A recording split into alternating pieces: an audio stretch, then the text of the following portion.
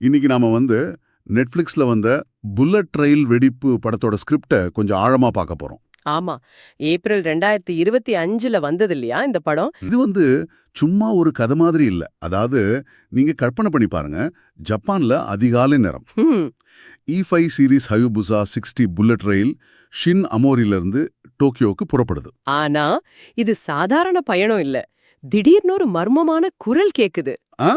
அந்த அறிவிப்பு, ரயிலோட வேகம் மணிக்கு 100 கிலோமீட்டருக்கு கீழே போனா குண்டு வெடிச்சிடும். அப்பப்பா, கேட்டாலே ஒரு மாதிரி இருக்கு இல்ல? அதுவும் பிணைத்தொகை எவ்வளோ? 100 பில்லியன் யென். ஆமா, அதாவது கிட்டத்தட்ட $710 மில்லியன். பேச்சுவார்த்தைக்கு இடமே இல்லைன்னு வேற சொல்றாங்க. ரொம்ப சீரியஸான நிலைமை. ஆனா உள்ள இருக்கிற நூத்துக்கணக்கான பயணிகளுக்கு அவங்களுக்கு இது எதுவும் தெரியாது. அதுதான் இன்னும் கொடுமை. அவங்க உயிருக்கே ஆபத்து இருக்கு. ஆமா, ஸ்கிரிப்ட்ல சில முக்கிய கதாபாத்திரங்களை நல்லா கொண்டு வந்திருக்காங்க.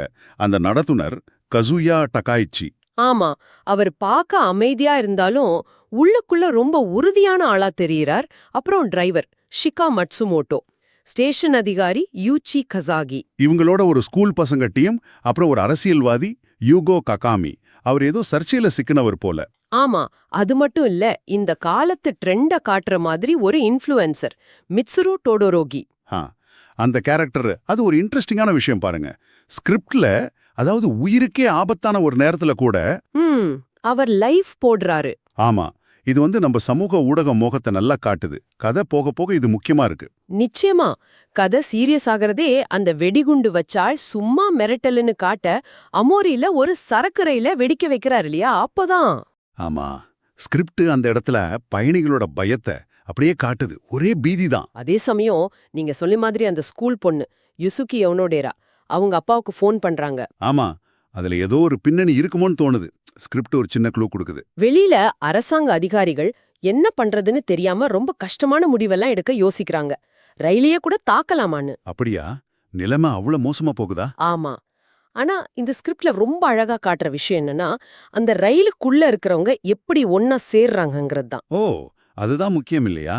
நடத்துனர், டிரைவர், பயணிகள். ஆமா, இன்ஜினியர்கள்னு எல்லாரும் சேர்ந்து ஏதாவது செய்யணும்னு நினைக்கிறாங்க.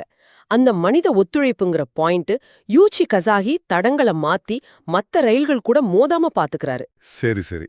அப்புறம் பயணிகள்ல ஒரு மெக்கானிக்கல் எக்ஸ்பர்ட் வேற இருக்காரா?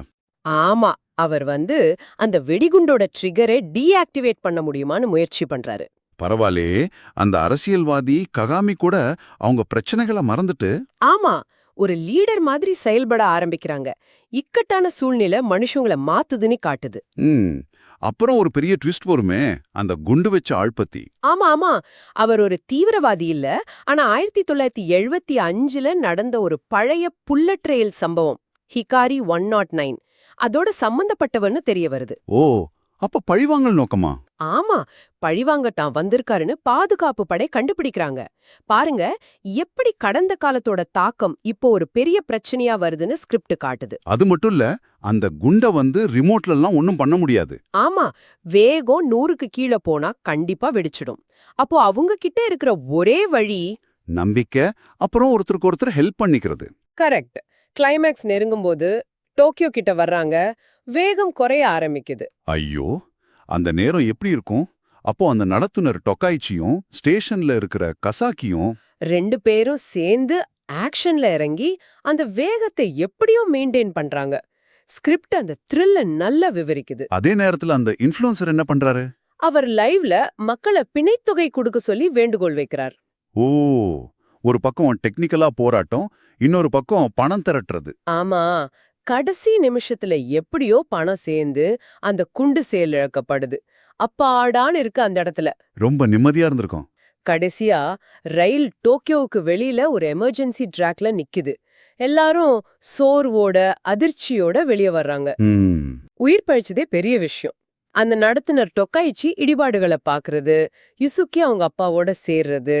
ஆமா, ககாமி மறுபடியும் கண்ணோட நல்ல பக்கத்தை உணர்றதுன்னு ஒவ்வொருத்தரோட கதையும் ஒரு முடிவுக்கு வருது.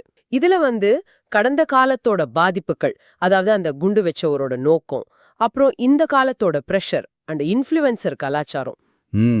அது எல்லாத்தையும் தாண்டி ரொம்ப கஷ்டமான நேரத்துல மனுஷங்க எப்படி ஒன்னா நிக்க முடியும், ஒத்துழைக்க முடியுங்கிற ஒரு முக்கியமான விஷயத்த இந்த ஸ்கிரிப்ட் சொல்ல வருது. சரியா சொன்னீங்க.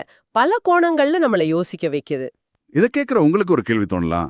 இது மாதிரி நிஜமாவே ஒரு பயங்கரமான ஆபத்து, உயிருக்கே ஒரு அச்சுறுத்தல் வர்றப்போ சாதாரண மனுஷங்களோட உண்மையான குணம் எப்படி இருக்கும்? ஆமா, அவங்க ஒன்னா சேர்ந்து நிப்பாங்களா இல்ல பயத்துல தனித்தனியா செதறி போவாங்களா? இதை நீங்க யோசிச்சு பாருங்க. ஒரு சுவாரஸ்யமான சிந்தனை.